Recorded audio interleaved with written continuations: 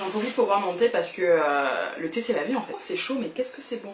Salut les cocos, on se retrouve aujourd'hui pour une petite vidéo. Aujourd'hui j'ai décidé de vous faire une vidéo sur 5 ingrédients cosmétiques que j'ai tout simplement bannis de ma salle de bain il y a maintenant plusieurs années. Aujourd'hui on va parler de sulfate, de parabènes et de silicone. Il faut savoir que ces 5 substances vont être très présentes dans les cosmétiques qu'on appelle conventionnels. Donc c'est les cosmétiques lambda que vous allez trouver en supermarché, en pharmacie, en parapharmacie. Les cosmétiques basiques qu'on trouve dans la salle de bain de monsieur et de madame tout le monde. Juste un petit disclaimer, je ne suis pas scientifique, je n'ai pas la science infuse et je suis toujours en train de me renseigner sur le sujet, donc me tombez pas dessus s'il vous plaît. Mon but aujourd'hui c'est juste vous donner envie de savoir ce qu'il y a réellement dans vos cosmétiques et quels sont les effets de ces ingrédients sur votre santé et sur l'environnement. Il faut savoir qu'il existe bien sûr bien d'autres familles d'ingrédients controversés. Moi j'ai décidé de me focus sur 5 pour l'instant et je pense que c'est amplement suffisant. Je sais que certains me diront, mais Madina, vu les proportions de ces ingrédients dans nos cosmétiques là, il n'y a pas de doute à avoir, tout va bien. No way. Moi je suis parano de nature. Quand tu me dis qu'il y a un problème, qu'il y a un petit doute, je prends mes affaires et je pars. Les doutes, on n'est pas sûr, blablabli, moi je les prends au sérieux, tu vois. Surtout que consommer bio, enlever ces ingrédients-là, ça n'a rien changé à ma vie en fait. Alors, quelles sont ces substances, où est-ce qu'on va les retrouver et surtout comment les reconnaître dans vos petits produits. Allez, c'est parti, mon kiki. Number 1, les sulfates. Les sulfates, souvent abrégés SLS ou SLES, sont des tensioactifs, c'est-à-dire des agents nettoyants. C'est grâce à eux que votre produit va déborder d'une mousse abondante et onctueuse qui au final ne sert pas à grand chose, croyez-moi. Vous allez donc retrouver les sulfates dans une bonne partie des produits moussants, c'est-à-dire shampoing, gel nettoyant pour votre visage, mais aussi et surtout dans la lessive et le liquide vaisselle. Bref, ils sont partout, les sulfates. Mais vraiment partout. Aujourd'hui, les sulfates ont un pouvoir irritant et asséchant qui n'est absolument plus approuvé. Ce n'est plus un mythe. Si vous avez les cheveux ou la peau sec, les sulfates vous rendront les cheveux ou la peau encore plus secs. Super. Et si vous avez par exemple les cheveux gras, eh bien ils vont enlever toute cette couche de gras qu'on appelle sébum sur votre peau ou vos cheveux et votre corps et vos cheveux régresseront encore plus vite. On adore. Si vous avez une peau à problème de type peau atopique, peau à tendance acnéique, eczéma, tout ça, il faut absolument supprimer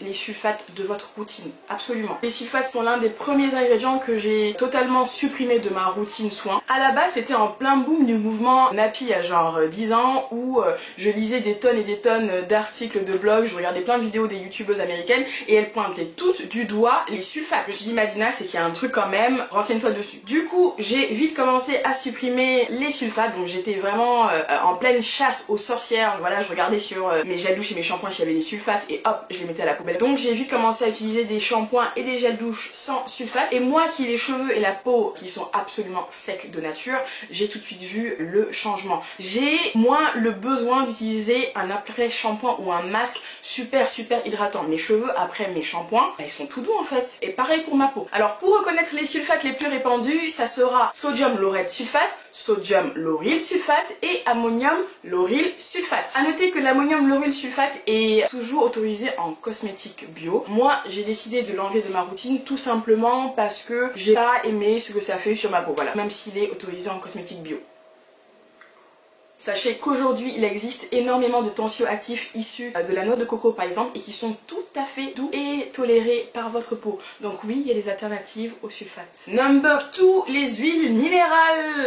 Deuxième substance bizarre, j'appelle les huiles minérales. Voilà, elles sont louches. Les huiles minérales sont des dérivés des hydrocarbures, c'est-à-dire issus de la pétrochimie. Tout ça, ça présage absolument rien de bon. Déjà pour la suite, je vous dis tout de suite. Ce sont des corps gras hydrophobes, c'est-à-dire imperméables et qui vont un peu créer une barrière entre vos cheveux, votre peau et le monde extérieur. C'est-à-dire que tout ce que vous allez vouloir mettre par-dessus des huiles minérales, ça ne rentrera pas. Ça ne rentrera pas par vos pores. C'est quand même un peu limite. Il se retrouve dans plein de produits depuis le début des cosmétiques modernes, c'est-à-dire depuis la fin du 19e siècle.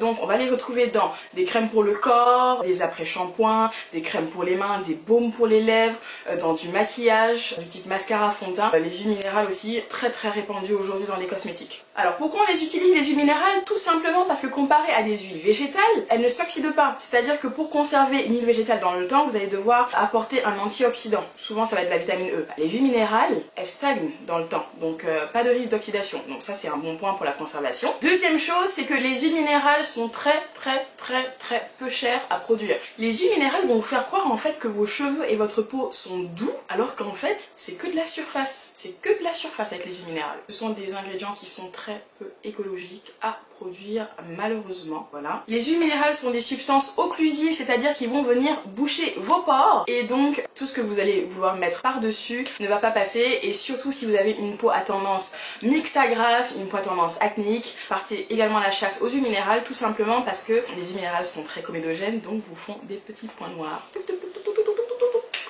Voilà! Les huiles minérales contenues dans un produit vont vous empêcher de bénéficier des bons nutriments contenus dans des produits très bons pour votre corps, du type huile végétale. La plupart des baumes pour les lèvres pas chers contiennent des huiles minérales. Vous avez les lèvres sèches, vous allez mettre du baume tout pourri sur vos lèvres.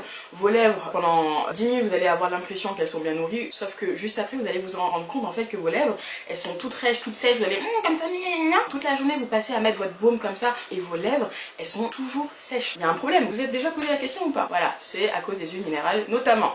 En fait, vous n'allez pas nourrir vos lèvres, vous allez juste vraiment cacher un peu la misère, mais en aucun cas vos lèvres vont être nourries. Et même à la longue, à force d'utiliser des huiles minérales, vos lèvres, votre peau, vos cheveux vont tout simplement perdre leur capacité à se réparer tout seuls. Pour reconnaître les huiles minérales sur votre produit, c'est plutôt simple, hein, moi je trouve. Petrolatum, Paraffinum liquidum, Mineral Oil tout simplement, Cera microcristallina, Petrolatum jelly, polyisobutylène, ozokérite et cérésine. Voilà pour les reconnaître. Number 3, les silicones. Alors dans la famille des cache-misères à côté des huiles minérales, j'appelle les silicones. Là on est sur les rois du camouflage, vraiment chapeau à eux. Qu'est-ce qu'un silicone? Un silicone c'est un corps gras huileux qui va permettre d'améliorer la texture d'un produit et donc sa capacité à étaler sur votre peau. Les silicones vont venir apporter un fini doux et satiné, vraiment onctueux à votre produit. Il faut savoir que la plupart des produits de maquillage classiques pour le teint contiennent des silicones et sont même composés principalement de silicone, notamment je pense donc au fond de teint, aux bases de maquillage surtout aussi, et les anti-cernes. Donc les silicones on va les retrouver dans plein de produits,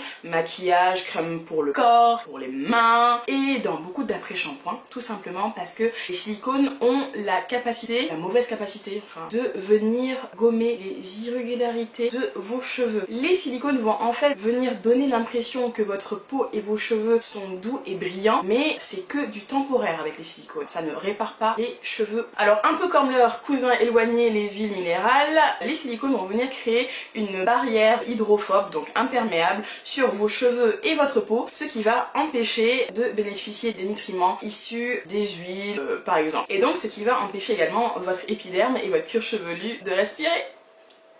Alors à force de mettre du silicone sur ses cheveux, votre cheveu ne respire plus, il va s'asphyxier à la longue. Donc s'assécher et s'asphyxier. Pas bon les gars.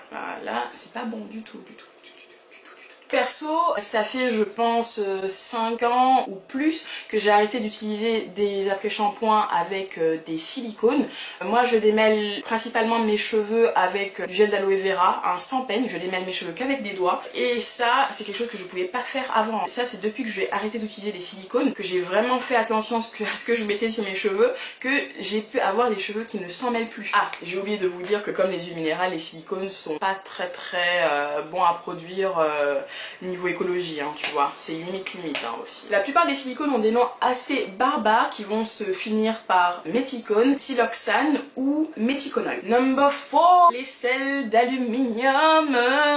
Alors, les sels d'aluminium sont des substances synthétisées, c'est-à-dire d'origine chimique, qui sont utilisées principalement dans les déodorants et les antitranspirants. Les sels d'aluminium vont tout simplement bloquer le processus de sudation, donc vous n'allez plus transpirer. Petite parenthèse, je tiens à préciser que transpirer c'est naturel. Ça permet à votre corps de se libérer de toutes les toxines et de toutes les cochonneries qu'il y a dans votre corps. Donc transpirer c'est normal, il ne faut pas stopper le processus de la transpiration. Je sais qu'à certains moments on peut plus ou moins transpirer, ça peut être un peu disgracieux, un peu dérangeant, mais c'est naturel, le corps ne fait rien sans raison. Le gros souci avec les sels d'aluminium, c'est pas qu'ils vous achètent la peau, qui va vous irriter, non, c'est bien plus grave que ça. Les sels d'aluminium sont suspectés d'être cancérigènes. Comme d'habitude dans ce domaine-là, les études et les enquêtes par rapport aux effets des ingrédients sont très floues. Encore une fois, il n'y a pas vraiment de données sur le parallèle entre les sels d'aluminium et les effets sur la santé. Personnellement, je trouve que l'accroissement du nombre de cancers du sein qu'on a vu ces dernières décennies n'a rien d'anodin. Nous utilisons énormément de déodorants 1 à 2 fois par jour. Et les aisselles c'est là, la poitrine c'est là, voilà. Moi je trouve qu'il n'y a rien d'anodin, après c'est absolument personnel. Vous avez des déodorants qui sont très efficaces et qui ne contiennent aucune trace de sel d'aluminium. Pour les reconnaître, ça sera assez simple. Aluminium chlorohydrate ou aluminium zirconium pentachlorohydrate. J'ai réussi à le dire. Number 5 pour nous, c'est les parabènes.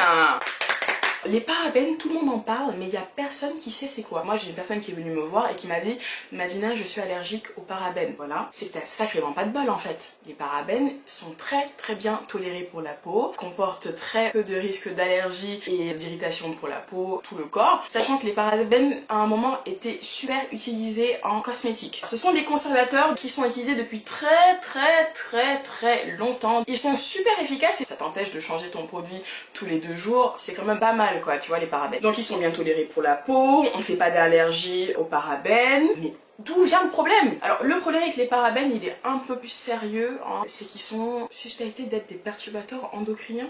Waouh, c'est quoi les perturbateurs endocriniens? Un perturbateur endocrinien, c'est une substance qui va avoir la possibilité, le pouvoir d'interférer avec ton système hormonal. C'est-à-dire que tu prends ces substances-là, elle va pouvoir interférer sur tes menstruations, ta fertilité, mais également sur ton pouvoir à combattre les cellules cancéreuses. Super. C'est pas le mieux hein, qu'on peut avoir aujourd'hui dans nos cosmétiques. Sachez que même à petite dose, un perturbateur endocrinien peut avoir des effets. En fait, c'est tout simple. Le problème, c'est qu'ils vont se stocker dans votre organisme. Je mets du déodorant un jour, les parabènes y rentrent, j'en mets encore demain, le parabène y rentre, et ainsi de suite. C'est-à-dire qu'à la longue, vous allez vous retrouver avec une sorte de réservoir de parabènes qui va venir se stocker en fait dans votre organisme. La bonne nouvelle, c'est que certains parabènes sont interdits en Europe depuis 2014. On a quand même pas mal de chance parce que outre-Atlantique et en Asie, ce n'est pas du tout le cas. Depuis 2014, la Commission européenne a interdit l'utilisation de 5 parabènes, à savoir l'isopropyl, l'isobutyle, le benzyle et le benzylparabène. Le problème, c'est que c'était pas les parabènes les plus utilisés dans les cosmétiques. Les 2 parabènes qu'on va retrouver le plus fréquemment, ça va être le méthyle et le butylparabène. Et pour ces 2-là, la Commission a tout simplement baissé les seuils de concentration dans les produits. C'est que quand même, ils avaient des petits doutes, tu vois. Ils étaient pas sûrs, ils se sont dit ouais, pour reconnaître les parabènes, ça sera méthylparabène, butylparabène, isopropylparabène. Bref, vous avez compris, le parabène, on le voit direct, c'est écrit parabène sur la liste des ingrédients, tout simplement. Alors, je tiens également à préciser que, à l'exception de l'ammonium lauryl sulfate, toutes les substances dont j'ai parlé aujourd'hui sont interdites en cosmétique bio. Si vous voulez être sûr que vous n'avez pas de substances un peu louches dans vos cosmétiques, tournez-vous tout simplement vers les cosmétiques labellisés bio. Un bon label de type Cosme Bio ou EcoCert. J'espère que cette vidéo vous a plu et que je vous ai pas trop affolé. C'était pas mon but, hein, moi, de vous affoler. Moi, je voulais juste vous parler de 5 petites substances qu'il y a dans vos produits lambda, mais qui sont pas forcément les mieux pour vous. J'espère que ça vous a donné envie de faire plus de recherches et surtout de vous abonner à ma chaîne et de continuer à voir les autres contenus que j'ai à vous préparer. Maintenant, vous êtes au courant qu'il y a des petits risques, des petits doutes sur certains ingrédients. La prochaine fois que vous allez aller faire vos courses, faites juste attention à ce que le produit que vous vous apprêtez à acheter contient. Vous tournez la boîte du produit, vous avez la liste d'ingrédients, regardez, faites attention, posez-vous des questions, demandez-vous si vous pouvez pas utiliser autre chose quoi au final. N'hésitez pas à vous abonner, à me suivre sur Instagram, suivez-moi, followez-moi. Il y a plein de contenus super intéressants qui arrivent sur la chaîne. Ce n'est que le début de l'aventure. C'est tout pour cette fois les cocos, on se retrouve bientôt pour une petite vidéo préparée aux petits oignons. Merci d'avoir regardé cette vidéo et en attendant, prenez soin de vous, je vous fais de gros bisous.